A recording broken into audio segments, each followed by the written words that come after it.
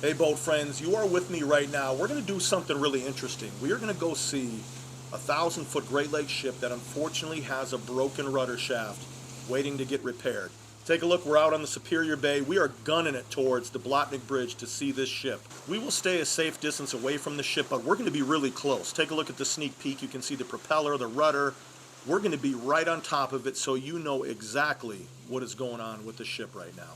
And the vessel we are checking out is the Stewart J. Cort. You can see it right there in the distance. This is the first 1,000-foot ship on the Great Lakes. Here's exactly where we are at. There's a Duluth aerial lift bridge and ship canal. We're going over to the Superior Midwest Energy Terminal dock, the former coal dock. This is where all of the repairs are being done on the ship. I have the boat at about 60% throttle right now as we head over there. 28 feet of water, as you can see. It is so great being out here in the summer again. Going under the Blotnick Bridge that connects Duluth, Minnesota to Superior, Wisconsin. Unfortunately, they will be tearing this bridge down very soon to make way for a new one. Here we go, boat friends. Finally arrived at this 1,000-foot powerful beast. Now, there still are crew members on board. I've talked to a few of them, so they're waiting this out during this repair process, but here it is. Now, this is the most fascinating part of the entire repair process. Look at the bow side, the front side, how it's pushed down into the water, and now look at the rear, the stern side, it's sitting up. What they have done on those forward compartments on the front side, they're totally flooded with water to create the weight to push the front of the ship down. The rear side, the stern side, those compartments are completely empty to push the ship up so they can work on it. To help you see the angle of the ship, here is the bow draft markings. You can see that it's sitting at about 19 feet below water.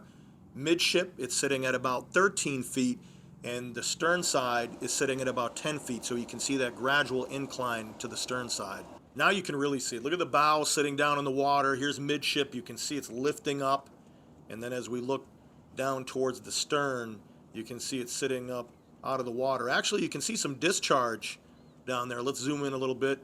Check that out. You can see it right there. We'll get down and look at that very closely with everything else. We're almost down there to the rudder. Take a look though on the aft section of the vessel, the number 1 representing the first 1,000-foot ship on the Great Lakes. So this ship has such an interesting backstory. When it was built in the early 70s in Mississippi, this ship is called the Stewart J. Cort, but it's also affectionately known as Stubby because you can see in these pictures right here, the bow section and stern section were built together, and the finishing building process happened in Pennsylvania where they added all of that length. But what a cool story to know that this was a very small ship at one time. Right here is the port side, propeller and shaft, and even the rudder. And now you can see how they're able to work on these ships the way that they push that ship down in the front. But look at that discharge coming down. It almost looks like a waterfall that you would see somewhere. Looks pretty cool from the back here. Take a look at how huge this ship is from the rear. We're looking at the stern side. There's a Blotnick Bridge in the background, but look at that discharge coming down. And these propellers are enormous sitting outside of the water. Now, where the issue is on the starboard side, so right over here on the right side. As we pan over, you can see how they have that floating workstation that is sitting there for them to be able to work on this. You see a little tug there from Fraser. They are getting ready to do some work. Here's a visual representation of what's going on. On the bottom right, pretty obvious, that is the propeller. Bottom left, that is the main blade. That is the rudder. Right above that, you can see the red arrow. That is the rudder stock, also known as the rudder shaft.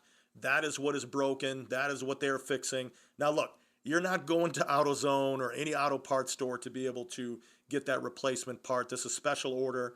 Look at that crane right there on shore. You know that's going to be used to move something very heavy for sure. And there's a discharge again. I mean, that is so cool. It's like we're sitting here with a waterfall as we look at the ship. But here's the whole setup, and you can actually see the yellow right there. That is an oil boom that's deployed. So in case there's some spillage of anything that could get into the water, that is going to stop it from getting out further from that. And there's a better look at the platform, and there's the tug there from Fraser. Really serious first-class operation setup. Look in the distance, that sea and ore dock right there. And as I swing the camera back here to the right, you'll be able to see the setup and the proximity to the ore dock where we are at. Look at the size of that propeller shaft and the propeller and the rudder.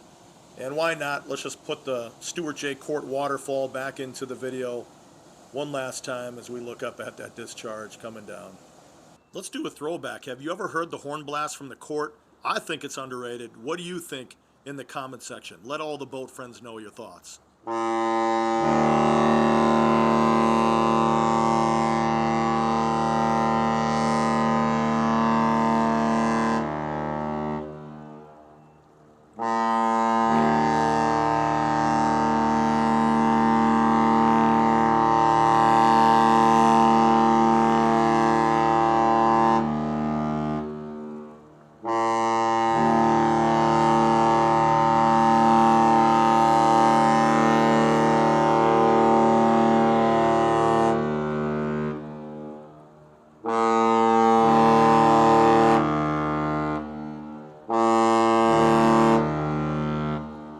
Check out this 1,000-foot beast. Well, there you go.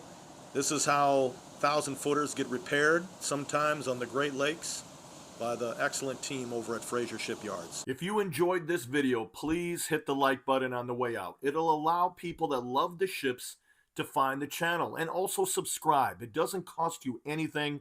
Be part of the Boat Friends community. Make it official. Hit subscribe and go on all of these adventures.